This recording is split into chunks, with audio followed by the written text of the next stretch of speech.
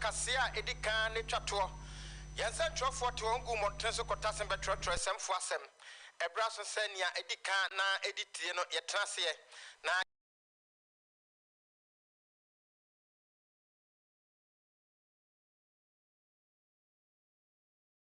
tinkaonline.com so beti enka o afimodernghana.com na listening to my radio.com. Formation centers awaje pene asumdie radio ye online radio nyina hini.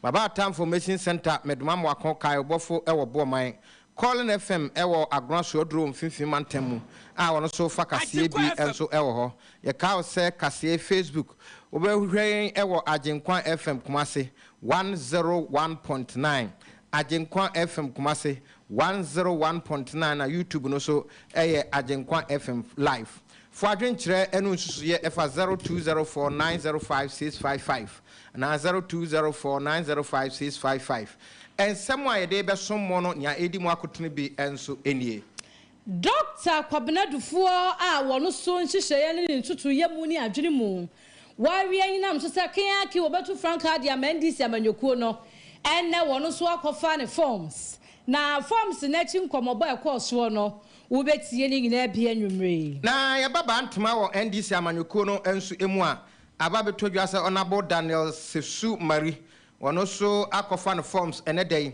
a wode be pre na sebedwa ekunwa wo NDC amanyokuo dimu ewo adehia wo mo bantoma enso emu 101.9 Professor John Kofi Mensa eyekuwo ono di atodwa abo amane akyeremu se eye nipa dodo a wonu mu ni de ewo sikasam ne ntutu yemu gidi pefe se sa unemployment yakoso ma mabunu nya adwuma nya man mu nyina kwafare bai eye de broni friend se entrepreneurship ne bi ne mu nsam ne nkyerɛkyerɛ mu betie bi kasama for ema GPR3U wababonten e de to Ghana fo nyina anim se gold for oil na Ghana fo kofa ehonsem e de abanam mampani na bedi akyerɛso no na wo mu wani daso wo gidie se ye bete fan wo boso ama Ghana fo eho atom so senia wo kyeremu a yesusu ye no nyesa ene yensa eso aka no eno yo memu nsem ye kwa mano ni nsem ye kwa Nigeria he ya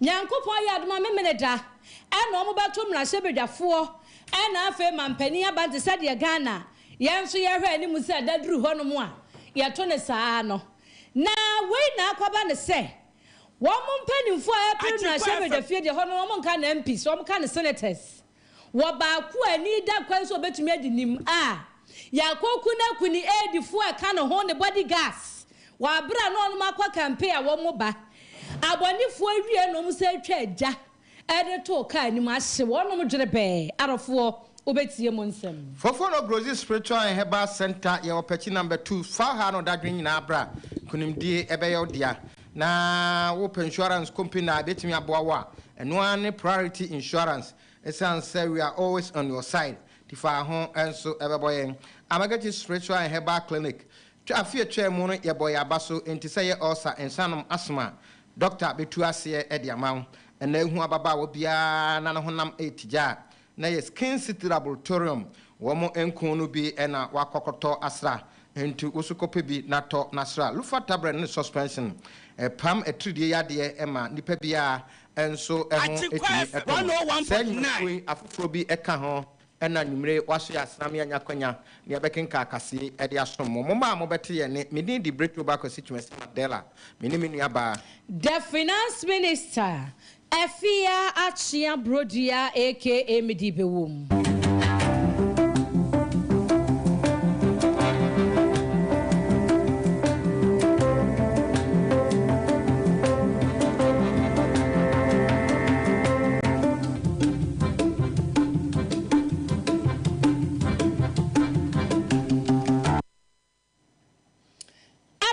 asɛm tremu na yɛde ɛtoa mu sui Mira kwabenadufoɔ a NDC amanyokuo ne penso na papai ɛna yɛ fotosanfoɔ Ghana mamu ne nyinaa na ebra okɔkɔte na afie wɔ abra ne dwumadie no wantoa so biemu no papa n'ani suade hunu na ɛwɔ hɔ sɛ daakye bia no ɔbɛba bɛpere mampani adwa ɛwɔ Ghana wɔ amanyokuo NDC di mu na yɛka nnwuma paa so sɛ obi wɔ nnwuma wɔyɛ obi a wɔdi saa nneɛma no mu ntintiman enti ebra akwanya no bɛtɔ hɔ sɛ NDC amanyokuo no bɛbie pono na wɔn ma prempanimfo yɛto wɔn so aba no ɛna ɛbɛyɛ nhuhu sɛ ɔbɛpere bi sɛ ɔbɛpere so wɔmpere nrada ɛna akwanya no bɛtɔ hɔ nam so magana mampani dada John Dramani Mahama Gonja de sekronkron ɛyɛ ne form so empanimfo ni bi kɔkɔpeke ɛdema no enti na wɔn mote ago Eyo, no msin adai. Bob Marley ba na aba hey. Wɔn kɔkɔ bie pono na. Dr. Kwabenadufoɔ apamfo. Kuta mplakase. Edidi n'akyi. Ana ɔmo kyerɛm sɛ yie ebre na wiedu. Sɛ Dr. Kwabenadufoɔ tumi yɛ Ghana mampani me yɛ yie. Na ninim die osikasɛm ne ne tutuye mu no. Wɔde baba boa Ghana mampani ampa wakɔfa ne forms. Na wakɔfa yɛ no. Yankɔ na yenti adanse awodo ampanifo di fa no no ankasa mu nso na no di sama a odi tudwa na we ya yasantoa pepe onye wo ho na ye pa no ba amasabi ebi so grassroots party enye agragifo party o enye dabio ye di asamo ye papa na gusu on e koko na Ghana everything no chi party no enti party it might amutaba ebi sabe baby o enti constituency executives practice executives okwa amoye mo ho ye ba ye se wo fi sabe the good also now so pe AGYENKWA ba ho e yo ba constituency na ye ba millionaires ba ho na o tuka free o pro so pe ba ha e ba sa da so my brothers and sisters, let me thank you again for having traveled from near and far to be here. Dr. Kwabenadufoɔ na adɔfoɔ yɛte sɛ wɔ kasa ne nyina no sɛ bra mampani kɔfa ne de atie no wɔn no so ne pani kakraka kyɛ sɛ wɔakɔ akɔfa ne de na mpanimfo a ɛpre sɛ wɔnom nyinaa betumi adi nim ɛba akɔyɛ kane mampani dada John Dramani Mahama ana wodwadini wowura NS kwaku kobia ana Mira kwajobo nsu kane mayor Kumasi Metropolitan Assembly ana eye Mira ya enne Dr. Kwabenadufoɔ asɛm na meke wakɔ akɔfa ne form na ne nyina gyina ntotoyɛ ne hyehyɛ ya NDC amanyokuo no wɔn mo ɛyɔ ɛn wɔ kyerɛ sɛ ne muduro no ano ɔden ne mudie no nso so paa enti anamu a wotu yeso wode befa ne form no aya anamu a wo free sa daati bie betumi anam so ama Ghana said wo manfo mo dadwene wo sikasɛm ne ntotoye mu ampa de eniema ekɔ no so nya ono ahu ne sɛ anya no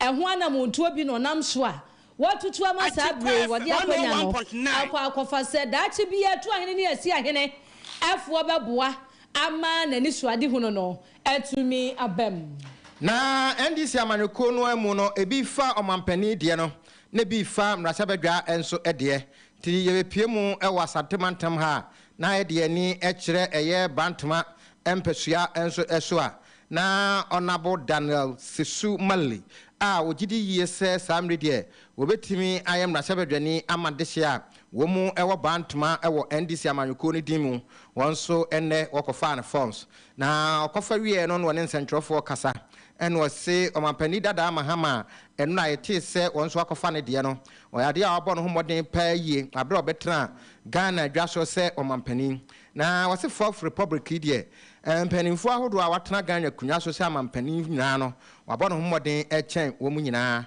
na kasa mu no wase adehye wasantemantam so no omampani dada ebetena so se Ghana mampani no Obono ho modern pa sanse mensi makoma besen son ena yenya regional hospitals enso ewo ho afi senior high school osi makoma dumiansa sa ena market so makoma son akoma se eye Dubai market eno so eka ho bia o kiremu a ebibre mu atoye ha de eso chen market bia international airport baako osi ewo kumase ha na afesu shoe factory na bra wo bo omampani dada asamre de eno okofa no from say etsi ahene ne atu ahene fo ntoma no na ometu franka ama ndc amanyuko no say na yira dana sesu oka enensem fire Sheniama, John Dramani Mahama Baye or Ashanti region Hanoma, Bibia Mekanse in this fourth republic and start to say Toaba. President BNU between the home I compare John Dramani Mahama, His Excellency. Because Sika, a ban and some now here Jumo Baye ya. Bibia Mekanse media me Accra Minteho, Tamale Minteho, Voter region Minteho, Mamu Miti Kumasi, Ashanti region. Hanama Bombe Bra, Hanama Busha for Hanama Juma,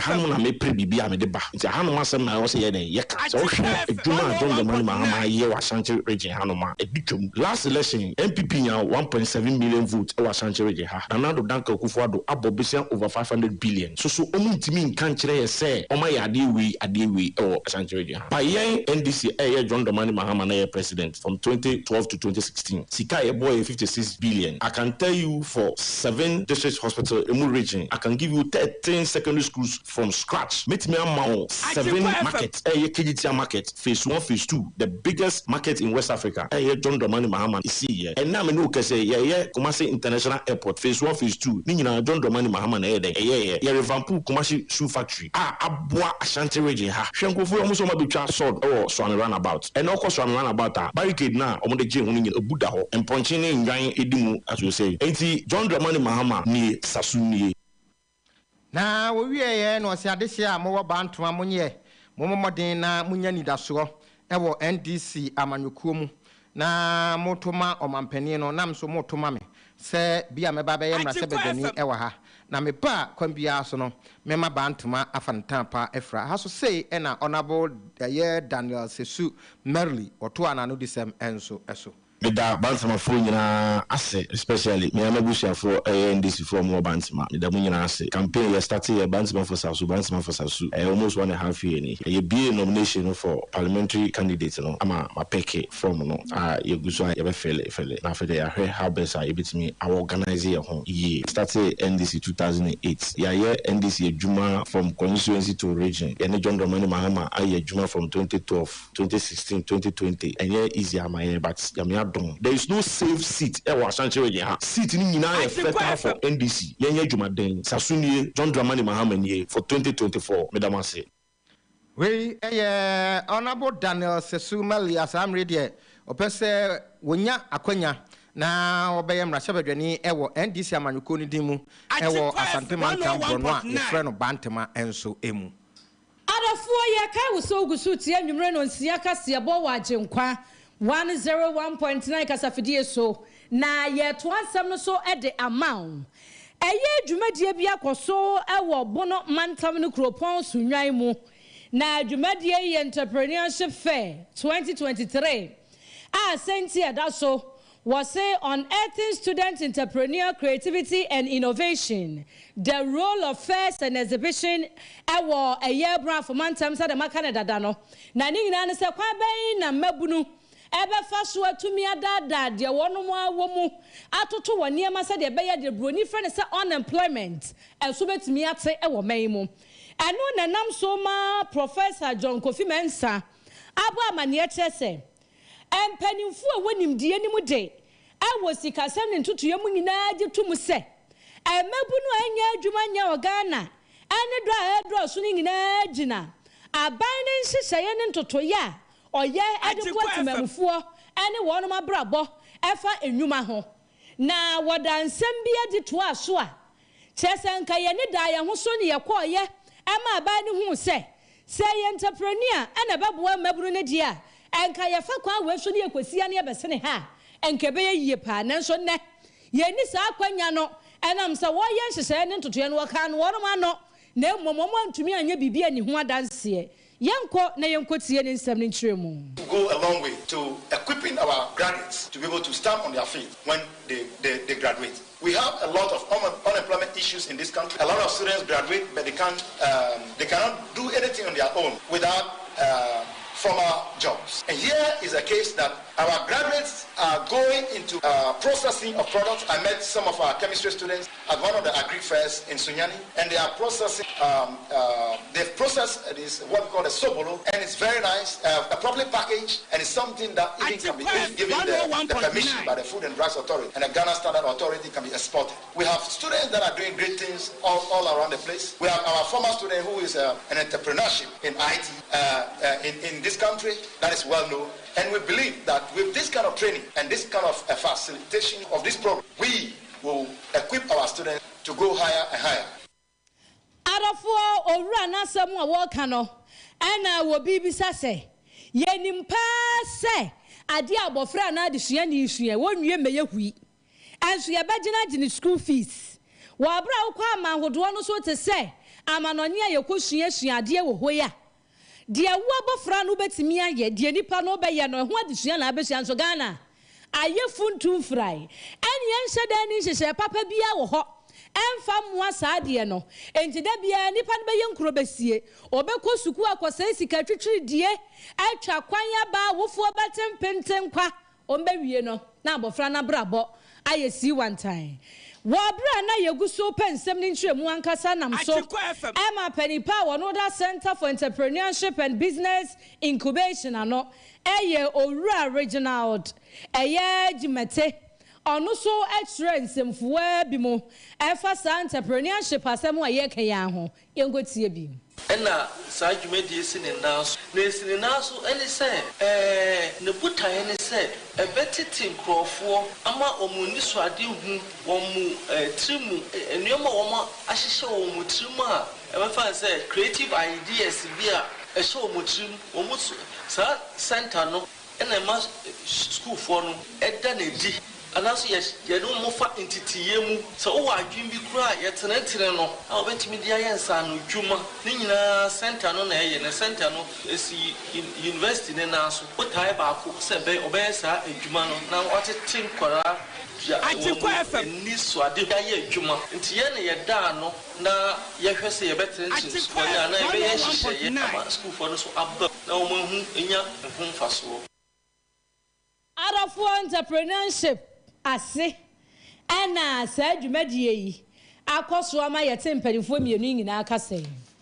na se no my Ghana yesi the gold koje oil ti senia na mpanifo eka no na chese Ghana for dodo no a ewani daso se kwambia so no se base pedia ene oil ne bo beba fam na no na kasamafo okasa ema GPLTU yera Samuel Amwa ababonten di tudwa se ebae no ema wo mu nyina trim ye wo mu de se samre de ye beti petro so na fide aboa ama temamufo komu aha wo mu nanso nei yanhwe de gina baabi a egina no eno a ne gina wose nei uko filling station so uko top petro a ene diesel a 14.5 ena wo so 14.9 a na Ghana for dodo no a enim se samre de petro ene diesel no beba fam sanse ye de gold ekwakoje nti kwambia so no eba yade abeba fam wo mu se ba bi kra no mampani abedi akire kan se kwambia so no oil ne a ye koje no efo ti eba enema ba befam na no na yire akire mu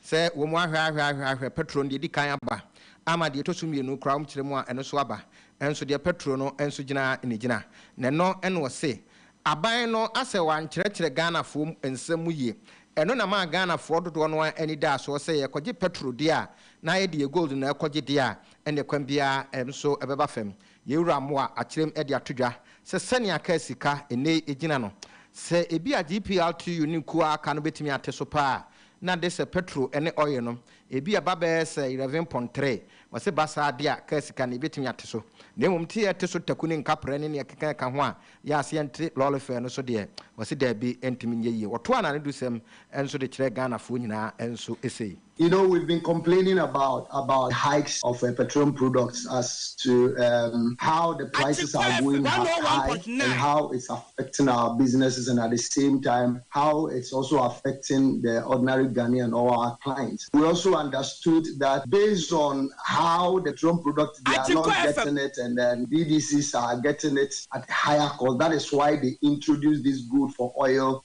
systems for them to bring down the cost of the petroleum products. So that is my understanding, and that the gold for oil is a system that is going to help bring the petroleum product down for we the consumers. Why am I saying no? Because what we are seeing now is not what we are expecting. Because if you check on the pump right now, the diesel to the petrol prices are still around 14.5, 14.9, thereabout, hitting 15 cedis a liter. And then where it is now, will not push the transporters to also think of reducing our transport fares, because the ultimate goal is to see the fuel prices coming down so that we can also think of reducing our transport fares for our clients to also enjoy. But we are not seeing it. As it stands now, our expectations are not being. We Kasamafo Emma GPL2 Ira Samo Amwa. Yenina so na yanko amanone yanko fire aboafo nkrato ye ba be kwamanone akofa ho nsem de abesomo. He wants. What's the wedding is? Oh, you butu ankasa. Messi, Lufat na wajima were you? Hey, malaria drew Lufat. To my wedding, were you hospital? Sister, where I imagine there, few hours to my wedding. Na Monsieur Semu huma yeshepe. Minkata was Mikunia. My husband is sick. Hey, Jemo Tonodo. No, but no yen. What's the water tested positive for malaria? No, no, one for ambulance na one. Up ambulance. It's not a bicycle. Hey, no, nothing from Kakabo. No, kick. Many wedding on me make up Nina. Sometimes that's right. Nearest pharmacy. So one meji Lufat. Entrance pharmaceuticals for one malaria. One mukuno china nenadi. A brantepa. No kuniso. No pona waka that you may kiss the bride. If you want to show day. No, donna. Man, no, you don't. Indeed, malaria and kawan to them. Lufat. Malaria drop test for malaria before treatment. FDA ashesha ejede nkrato yi ajatum se eye. Anokwa maji Hamedi. Me pa chinyijifo na namaji Hamedi sano. Doctor Amagashi na me kamfo de amount. Ya de eya etunya de ote Hamaka sano de Hamaka ye adwuma. Enu ne betu ya de na se. Me nue nkwachinchin mrawate na bomochichi afiri nso ase beka cho se odenchama wu a. Ya nyina tinye maso hwe hunaji atum se. Doctor Amagashi wote Hamaka sa. Eye stroke nyedwe ya de. Na fo miensa pe odi betu ase. Asthma enu so simanum no otu ase. Eye mkro ulcer wode na fo miensa Chinyenti ne kuma bwanso nkronso ye hwia doctor say ne ntontia waje Hamedi or the trokunkum bible munsem kronkronkron ene beto spiritual marriage na se munsem a etna wo so obi ne wo beda yato waduro ade bi ye fa mu no kwahwehwe doctor Magashi akira kwan no be sadia maw nsanom nanu ya mani krotweri se mehne santamu medie bi ho adanse drugs ene nipa na to mu ntentan oja ya enyai fa wani kira doctor Magashi ho na kwakọpẹ yaresa efama no gold ho sansam gold ho metacha ya na sopa emfa nkwachinchin baabia miemfa so kwana no wachinchina fa wo hawni nyina koda Dr. Magashi he ne ba na mema yebom krokro sadi agrada edwedwai eno so fa kwai na obehwe no asan yade kidney yade eno so Dr. Betuase amagani Magashi a ene ehu amaga hoho fa wani kire macro kani police house on hwe ni mu pe ya ye adwuma di frijuoda edi kwesi memneda ya sha ase anopa no nwotwe a ye po anwumre no nsia frayen was 0547 044307 and 0544 580936 Dr. Amagasiana wa mami ho adwiri Rose, Frekitra ni video man nebi sasa ayefro no hihye no asisen. Bra, wo so abremu o. Sanya manko ne kwaware ebre. Oyiri we die sa otiwa ni hwe ne pa. Ni di machi so papa. Aka 2 days pe na wedding ye dru so. Ena hwe G-Code relief tablets ibinom na ho nto. What me my wedding case? I don't know. Cold relief. Cold relief. Pepper so no kokoko. Etimi a wangitenkete. Uchimu yo dududu. Ana hwene mu so nsu ana so hwene mu asi. Cold relief. Ebe relief wo ama ho atọ wo ntem so. Cold relief. Semanhia wa enkambetra oba we mu saa so mo agam hako. Awari so. Don't know. Ubenya cold relief for pharmacy be a benwomu. At Fonko Tobinco Limited, Kumasi Sports Stadium Mechi, YF Brono Noso. Telephone 051 389 success. Code relief. A relief in terms of.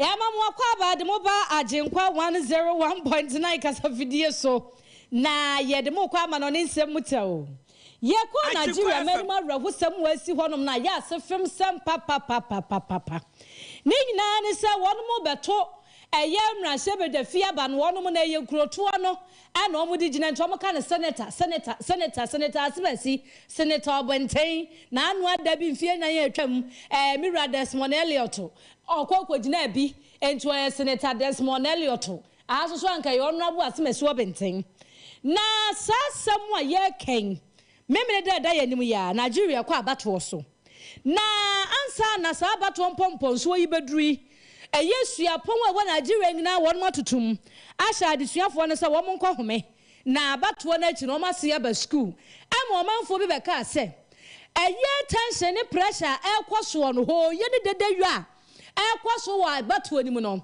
omususu se ahwe yi ada ne ye besesa no ana mpo ya nsesa na niam ebekwoso na ne enyan ampani ne nuane ampa ro hosam ne se 101.9 beli ba ko a omanfo ni da no kwan se wono de Enugu southern state of Enugu kia ke papa no benya senator ne di so oyibo chuku a wodon Labour Party na ro hosam ne se wakọ rally te se de emrase bedafo nya manefo yi na omo bo ntoa koboa doma no ha no makasa atro omo wo mu wura ha tokuro ni bohwa bia mu yi na woni ni 8 omo kasa ma no ne ba mbofo body gas wo mu nyina TV8 bi mu na wono mu nam di omo hu ya ne se nipa bi atwa wo mu ho ahia ma tuo so bra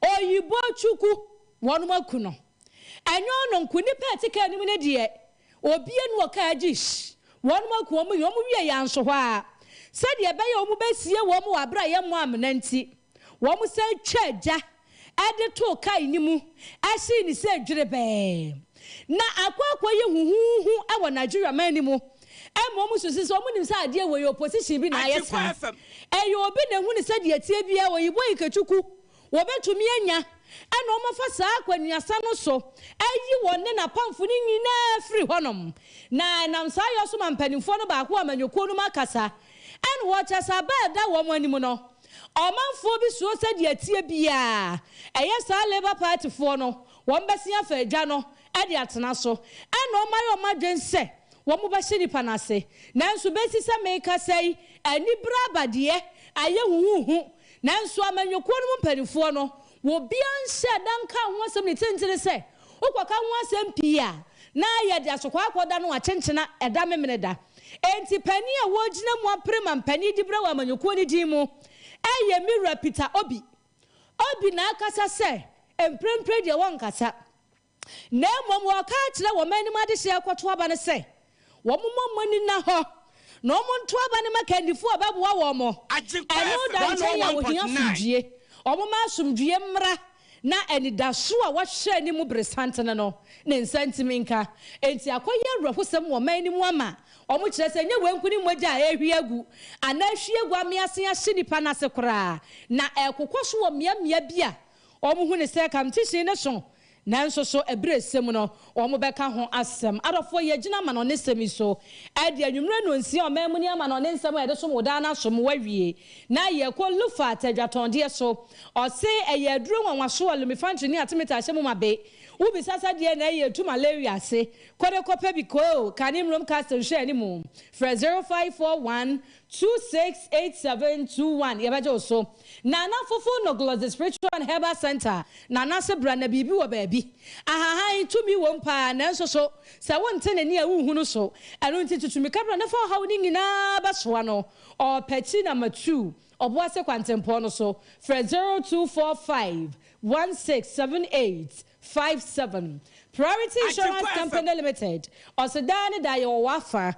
Ye third party insurance, comprehensive insurance, commercial property insurance. Na me kanfo se obeba na bibi bia fa ho ne nipadua no wajapade ho no wabeye nsi achi ba abo na chi dom. Fred 0244 562334. Dr. Samuel Amagasi si Amagani Amagashi ni ho magahoho. What you need is stroke, asthma, ulcer, and as a hernia, we young bubom said you ensure. Emuna ma grade German who mudianing in Afako macro. Can he police us and share any more? Nefer 0544 580936. Skin City Laboratorium. And when the one pebia saw your bass or your bear, so your tuntum saw your cocoa, so we are in chocolate. Ya was so any wunku ewo. Nanyo buy any dinku account. Yes, she when I'm Gianna Qua Moon Shemu Humute. And when tis our banner, my products, and I said, do to treatment as well. And I say, the airport brains, yen the aye. Ye wonim die woni pa ho eno ntifa eye woni padua ne be hye yensa na yenhwe so manage ni kama said obi die adwuma je obi so wonhwe so ma no sa na ebe woni padua no ye wo creams ahodo pi jebra na ji ahomai na bra na wo ba wo be hu sade make no kre obi a wo skin city anaso oni edi dwuma bia no wo ye dasefo won sama make ho bra eye maxima wo si wono ma wo so ba affordable house as okore mampon main gate wono ma no wasi for 0248 936297 afei ma dwinkyere ni Teacher Constitution ewe wiamoase no si JDM ene Dr. Kwamna Dufo nyina wo mu eyemmekwa a sebe yedo mu abeyen kwan pen ti abobode bia enim ti NDC amanyokuo wo mu nwa yasom enwere wo se Benedicta wo buanim enchia soronko enko enso ema Why Sir John Bososo was a Ghana for Monya Sheye ewo His Excellency Bampani na do danko akufado and in the NPP amenyokocha say and propaganda de wonu mu nyai da NPP kro ya and as 500 missing excavators no free wo mo penso PDS wo mo penso COVID-19 bosia yedi ye no so hwa yi levi hu nsensem hwa enipadudu anya adwuma anya hwa o se do so kaso wo kenken ye nso nne and na se kase Kenya nkopon so ama NDC abaya Ghana ni da so na menu brofedu ena woka asemse yose Ghana fo yanyamfom so ensan kofa o mampani dada amahama mba sanse bibia eye papa bia eninimu ebio Why your DJ Paidi Mo Felix the Frikumaso Swami and was say Wabra na NDC ewo to me no judgment that tea na yo moa and I say one money abre yantumi afobia nkwanko tumusia pa omina babedi so a one man nwie sika na nwie afa no mba wi ndo so pa entu obi ama na ni na ho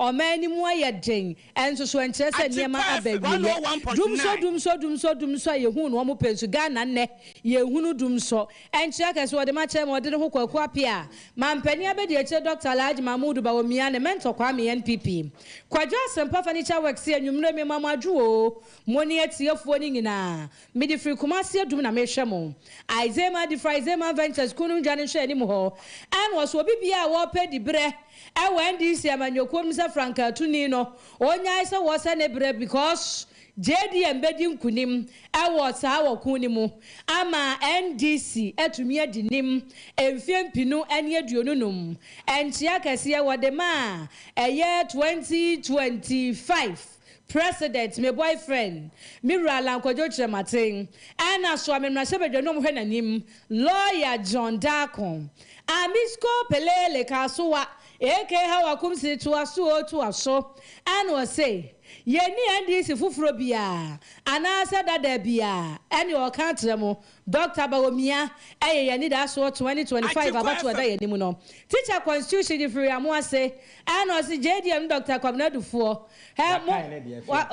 Teacher out the Bahana, dear Bah. We are Sanamo high aging. Ya Kubuyon, or Simonimutu.